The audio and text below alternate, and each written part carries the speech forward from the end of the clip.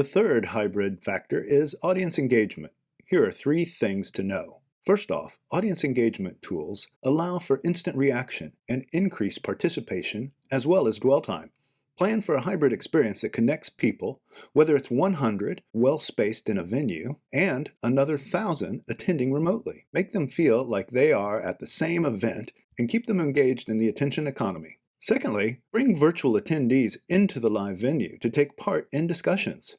There are many well-conceived tools out there like Mentimeter, Slido, Participal, Typeform, AHA Slides, and vMix that can unite both audiences around topics, giving them equal share of opinion. It is important to have an audience engagement strategy. It's not just giving them a chat area, it's curating content that induces response as well as opinion, like polls, rankings, multiple choice, feedback, and more, while not letting engagement lapse for too long or they get bored. We must remember the virtual attendee can quickly feel isolated if we don't design ways for them to connect with their live counterparts. This, in many cases, is the #1 problem to solve in planning hybrid activations. Make everyone's voice heard, regardless of the location, and keep them actively participating so all attendees have the same shared experience. Let's look at celebrity appeal. Here are 3 things to know. 1. Imagine your event is a festival. Who are the headliners? Who will sell your tickets? Who can you seed in the comms plan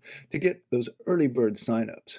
To break the monotony of any event, position it differently and look to elevate with various levels of celebrityness. This does not mean we need A-list stars. It can be as simple as an A-lister within your organization that has the gravitas and a level of fame and appeal that everyone wants to get closer to. Obviously, professional hosts, presenters, and thought leaders can also add an upgrade to the experience. Currently, they are more accessible now in a time of remote conferencing. Finally, having a blended approach will create a unifying feel and can extend the budget. These people have an essential role to play in driving attendance and relevance, and by investing in external speakers who have complementary agendas and a different point of view, can add a whole new dimension to the experience. Let's look at the 5th hybrid factor, experiential toolkits. Here's what we need to know. 1.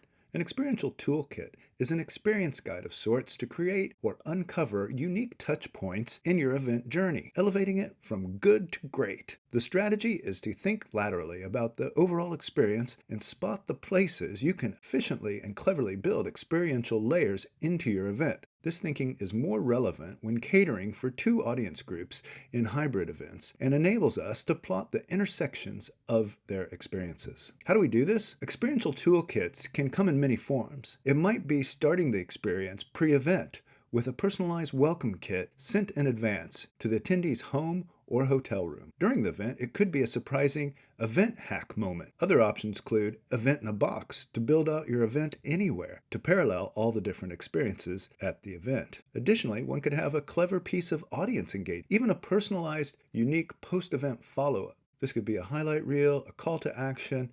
It could take on many forms. Finally, remember, you can measure the magnitude of an event by the number of times it's touched you. The best events are always the most remarkable, and typically not just one thing in particular, but many things. Great events build upon themselves. This is the key point we need to take into account when designing our hybrid event.